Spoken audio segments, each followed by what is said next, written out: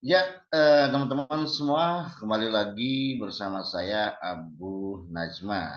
Yuk, kita lanjutkan lagi materinya ya. Ini video yang kelima ya, teman-teman. Nah, di video ini kita akan mulai belajar memahami bagaimana aktivitas listrik pada jantung seutuhnya. Untuk itu, saya minta teman-teman lebih fokus lagi ya, ditambah lagi kopinya atau teh panasnya ya, agar tidak miss atau nanti diulang-ulang lagi videonya ya, begitu biar teman-teman mendapatkan pemahaman ya. Nanti kita akan belajar bagaimana proses terbentuknya gelombang P, bagaimana PR segmen, bagaimana kompleks QRS, ST segmen, dan gelombang T bisa terbentuk. Kenapa positif, kenapa terbalik, dan sebagainya begitu ya teman-teman. Baik, kita mulai ya teman-teman. Bismillah, semoga dimudahkan ya, amin.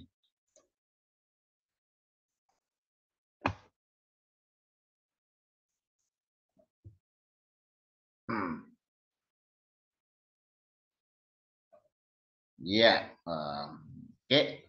Teman-teman masih ingat nggak S anode ya? Awas kalau sampai lupa jewer ya gitu.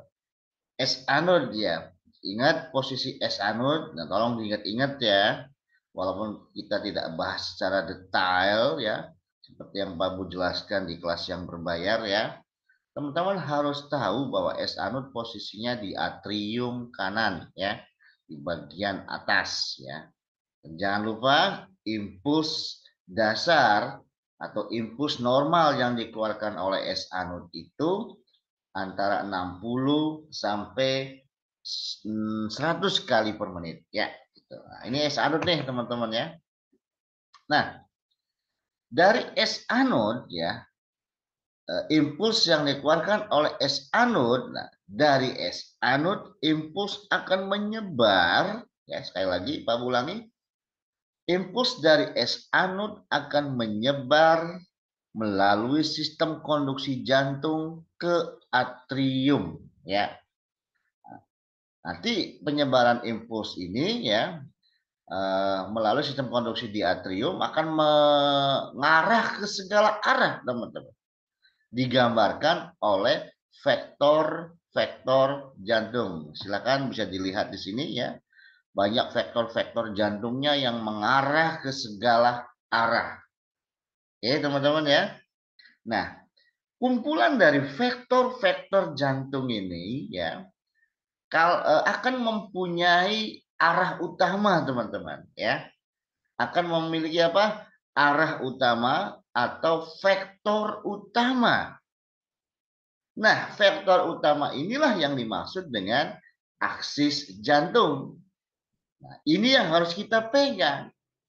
Nah, disimpulkan ya bahwa normal vektor utama atau arah utama aktivitas listrik di kedua atrium itu atau aksis jantung atrium itu arahnya mengarah ke kiri ke bawah teman-teman ya. Mengarah kemana? Ke kiri ke bawah. Nih perhatikan tanda panah ini ya. Nah, coba teman-teman ingat-ingat tentang jam ya. Kalau misalkan arahnya ke kiri ke bawah, artinya menuju jam berapa teman-teman? Ke kiri ke bawah. Jam 4, jam 5 Pak Bu. Ya kurang lebih jam 4, jam 5. Jelas teman-teman? Menjauhi atau meninggalkan jam berapa? Jam 10, jam 11 Pak Bu. Ya, tolong diingat-ingat nih bahwa aksis jantung atrium atau vektor utama atrium atau arah utama aktivitas listrik atrium ya mengarah ke kiri ke bawah atau mengarah ke jam 4 jam 5 atau meninggalkan jam 10 jam 11. Jelas teman-teman? Nah, kita kan tahu semua bahwa yang namanya aktivitas listrik di atrium itu digambarkan oleh gelombang P. Ya enggak? Jadi kalau teman-teman sudah memahami ini ya, nanti teman-teman nggak bingung lagi. Kenapa gelombang P di sini kok positif? Kenapa gelombang P di elektroda positif ini terbalik atau negatif ya? Nah, itu nanti kita arahnya ke sana teman-teman ya. Ya kita pelan-pelan nanti ya. Gitu. Yang penting kita tahu dulu bahwa yang namanya aksis jantung atrium atau vektor utama atrium atau aktivitas listrik di atrium itu arah utamanya kemana? Ke kiri ke bawah. Nah, siapapun elektroda positifnya yang masih searah yang dituju oleh aksis atrium, maka gelombang yang akan terbentuk adalah positif. Artinya gelombang P-nya positif, teman-teman. Jelas? Oke ya? Nah, kalau elektroda positifnya ditinggalkan, maka elektroda positif tersebut akan menghasilkan gelombang yang negatif. Atau nanti gelombang P-nya terbalik atau negatif. Jelas teman-teman? Jelas ya? Oke, lanjut. Nah, awas, jangan lupa yang namanya sistem konduksi jantung ya. Urutan normal sistem konduksi jantung jangan sampai lupa. Ya, nih Pak Bu ingetin lagi. Mulai dari S anode, atrial, AV node. Jangan lupa AV node diapain ya?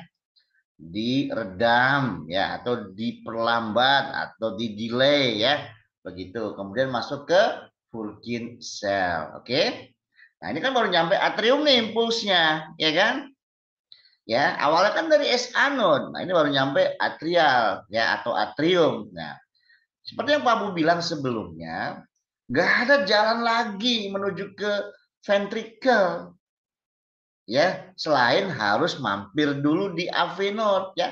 Jadi dari atrial ya masuk ke AV node nih impulsnya, mampir di AV node. Diapain? Diredam ya, diperlambat. Masih ingat kan tujuannya? Agar kedua ventricle lebih optimal mengisi darah, kan begitu teman-teman ya. Nah, setelah diredam, impuls akan masuk ke sistem konduksi ventricle atau Purkinje cell. Jelas? Nah, pada saat impuls mengaktifasi atau mendepolarisasi kedua ventricle, kalau Pak Abu bikin slow motion, Pak Abu bikin 3 step. Ya, dibagi apa? Dibikin berapa? Tiga langkah, ya. Nah, slow motionnya begini, teman-teman. Perhatikan. Jadi pertama kali yang mengalami depolarisasi itu area septal ventricle ya. Nah, semuanya ventricle nih teman-teman ya. Nah, oke, yang pertama apa? Septal ventricle.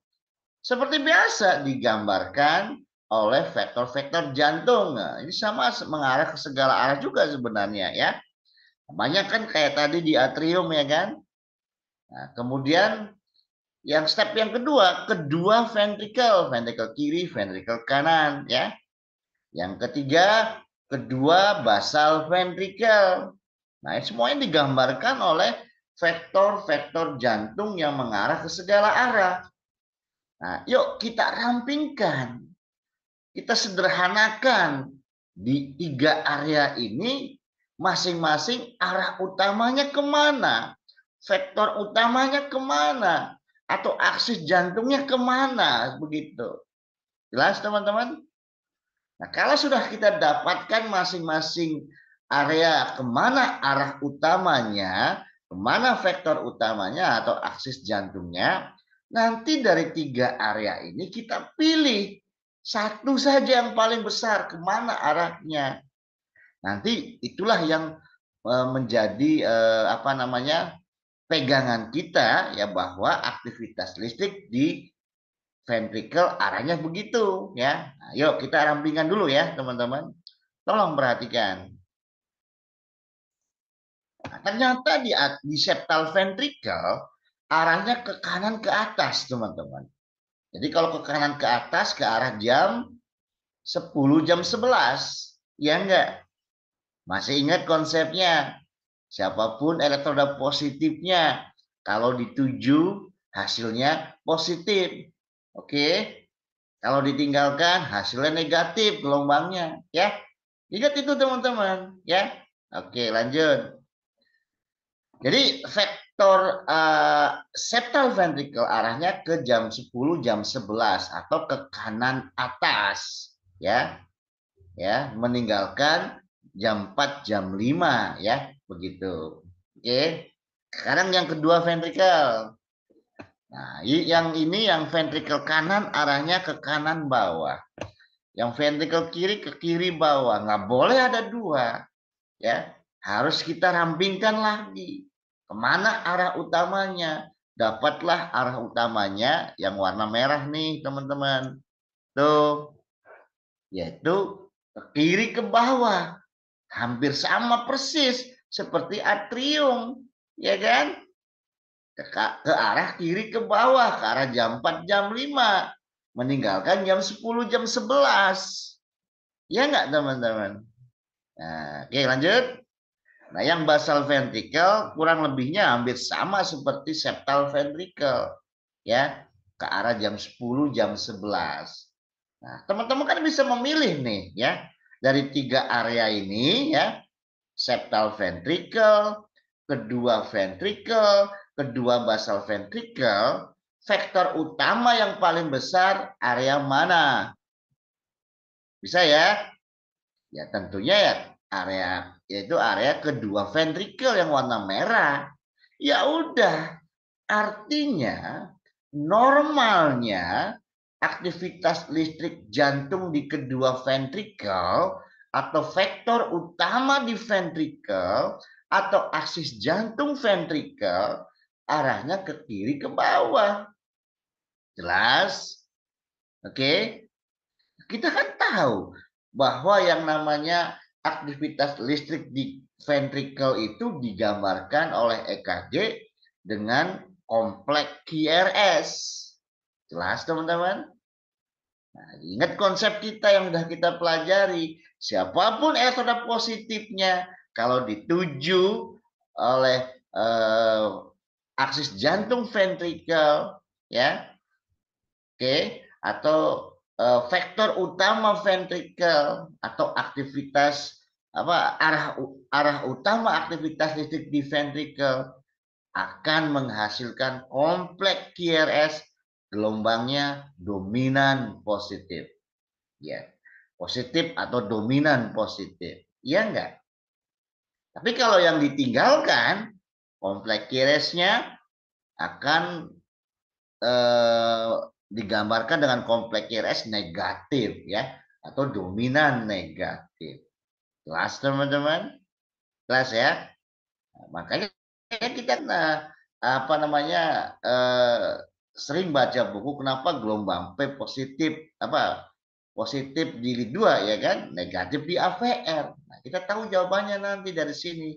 Nanti kita ke sana ya kalau masih bingung. Sabar, pelan-pelan ya, begitu. Kita lanjut ya.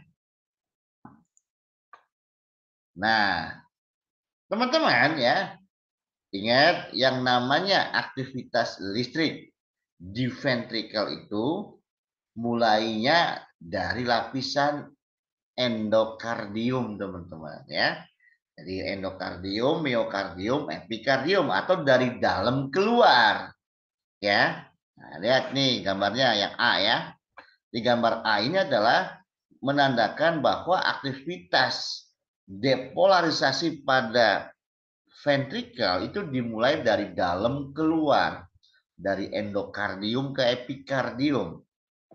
Nah, yang namanya elektroda positif kan adanya di luar tubuh, ya kan? Di permukaan tubuh, di luarnya maksudnya begitu, oke? Nah, berarti kan ini dituju atau searah kalau menurut gambar ini ya, elektroda positif yang ini ya. Oke, karena dituju makanya kompleks QRS-nya positif atau dominan positif. Jelas? Nah, untuk repolarisasi ventricle teman-teman ya, Teman-teman jangan lupa ya konsep repolarisasi ventrikel. Kalau yang dituju ya elektroda siapapun yang dituju hasilnya negatif. Tapi kalau yang ditinggalkan positif hasil gelombangnya ya begitu. Nah, kita kan tahu semua bahwa yang namanya repolarisasi ventrikel itu akan digambarkan oleh gelombang T ya. Oke, kita balik lagi ke sini. Jadi, perlu teman-teman ketahui yang namanya repolarisasi ventrikel itu kebalikan dari depolarisasi ventrikel, ya. Karena depolarisasi ventrikelnya dari dalam keluar, ya, dari endokardium, miokardium, epikardium. Nanti repolarisasinya mulai dari epikardium, miokardium, dan endokardium atau dari luar ke dalam. Kalau arahnya dari luar ke dalam, berarti meninggalkan atau menjauhi elektroda positif. Ya enggak teman-teman? Karena elektroda positifnya ditinggalkan, dan kita tahu gambaran repolarisasi vertikal itu digambarkan oleh gelombang T, ya, maka gelombang T-nya positif, teman-teman. Ya, jelas teman-teman? Saya rasa jelas kok. Kalau nggak jelas, saya diulang-ulang lagi videonya, ya, gitu. Oke, nah jadi repolarisasi ventrikel berlawanan arahnya teman-teman dengan yang warna merah tadi, ya kan? Warna merah masih ingat nggak yang tadi? Ke kiri ke bawah, arahnya ke arah jam 4 jam 5, meninggalkan jam 10 jam 11. Jadi nanti repolarisasi ventrikel arahnya dari jam 4 jam 5 ke arah jam 10 jam 11 atau ke kanan atas teman-teman. Nih seperti ini. Oke, nah, paham ya teman-teman ya? Jadi nanti siapapun elektroda positifnya yang dituju oleh vektor repolarisasi ya hasilnya adalah terbalik gelombang T-nya. Sedangkan yang ditinggalkan positif. Jelas ya teman-teman? Oke, kita lanjutkan. Nah, ini dia kesimpulannya teman-teman. Nah, oke. Jadi kesimpulannya ini ya, kita tahu ya bahwa aktivitas listrik di atrium arah utamanya ke kiri ke bawah, ini yang warna hitam ya. Nah, oke. Atau aksis jantungnya ke kiri ke bawah. Atau vektor utamanya ke kiri ke bawah atau ke arah jam 4 jam 5. Yang ini yang septal ventricle, yang ini warna biru ya, ke kanan atas. Oke. Kedua ventricle yang warna merah ke kiri ke bawah ya, ke arah jam 4 jam 5 ya, meninggalkan jam 10 jam 11 ya. Basal ventricle ke arah kanan atas sama seperti septal ya, menuju jam 10 jam 11. Tinggal nanti teman-teman apa namanya cari tahu di mana letak elektroda positifnya. Itu aja teman-teman. Ya. Oke. Yuk kita gambar ya. Kita akan menggambar yang namanya sistem heksasial ya. Jadi sistem heksasial ini membantu kita ya untuk menghitung aksis jantung ventrikel ya. Ya, bisa juga aksis jantung gelombang T juga ya. Gelombang P juga bisa ya gitu. Jadi sistem heksasialis sangat penting sekali ya. Salah satunya untuk menghitung aksis jantung ventrikel ya, begitu. Jadi kalau teman-teman menghitung aksis jantung ventrikel ya, silakan gunakan gambar ini yaitu gambar sistem heksasial. Yaitu ada 6 elektroda positif yang merekam dari bidang frontal ya, makanya namanya heksasial ya gitu. Apa saja Pak Bu? Ada lead 1, perhatikan ya teman-teman. Tolong digambar nih teman-teman ya. Ini Pak Bu percepat, ya waktunya hemat ya gitu. Toh nggak live ya kan, bisa diulang-ulang rekamannya ya gitu. Ya, jadi ada 6 lead teman-teman. ya, lead 1, lead 2, lead 3, AVR, AVL, AVF, ya. Ini namanya sistem heksasial. 6 elektroda positif yang merekam dari bidang frontal. Dengan gambar inilah teman-teman, kita bisa terbantu dalam menentukan kemana arah aksis jantung pasien, terutama aksis jantung ventricle, ya, begitu. Oke, mohon diperhatikan ya. Oke, kita fokus ke lead 1 dulu teman-teman, ini ya lead 1 ya. Awas jangan lupa gambarnya, jangan sampai salah menempatkan tanda panah ini ya. Jadi kalau Pak Bu tanya ya, untuk lead 1 ya, tolong perhatikan lead 1 dulu. Ini lead 1, tanda panah lead 1 ya. Ya. Ingat tanda panahnya jangan sampai salah. Atau Pak Bu mau bertanya tapi tolong jangan dijawab ya. Jawab dalam hati saja ya. Ini Pak Bu jawab sendiri ya. Berapa derajatkah berapa derajatkah area positif dari lead 1? Nah, yang dimaksud dengan area positif, disitulah teman-teman, area atau letak dari elektroda positif lead 1. Jelas? Apa tandanya? Ada tanda panahnya teman-teman. Jelas teman-teman ya? Nah, jadi kalau yang ditanya berapa derajatkah area positif untuk lead 1, maka jawabnya 0 derajat. Jelas? Tapi kalau yang ditanya berapa derajatkah area negatif untuk lead 1, jawabnya plus minus 180 derajat. Jelas teman-teman? Sama yang lainnya juga demikian ya. Awas jangan bingung ya. Kemarin tiga kali live ada juga yang gagal paham gitu loh. Kan Pak udah bilang yang ada tanda panahnya itu disitulah tanda atau letak dari elektroda positif. Nah, contoh nih, misalkan AVL nih, ya ini banyak yang salah kemarin ya waktu Pak Abu tanya. Ini AVL ya, jelas kelihatan kursornya ya. Nah, coba tolong dijawab dalam hati aja ya, salah apa enggak. Berapa derajatkah area negatif dari AVL? Area negatif loh ya, area AVL. Jadi kalau yang ditanya area negatif, teman-teman lihat yang tidak ada tanda panahnya ya. Jadi berapa nih? 150 plus 150. Bukan minus 30 ya. Tapi kalau yang ditanya berapa derajatnya area positif lead AVL, ya minus 30 jawabnya teman-teman. Jelas ya? Hanya lead AVL dan AVR kok yang bingung. Kadang-kadang membuat kita jadi agak ragu gitu. Tapi kan Bapak udah kasih tahu. Ya, yang ada tanda panahnya itu disitulah letak atau area dari elektroda positif. Jelas teman-teman? Oke, lanjut. Nah, coba kalau AVR ya. Berapa derajatkah area negatif untuk lead AVR? Jawabnya ya ini, plus 30. Kan area negatifnya.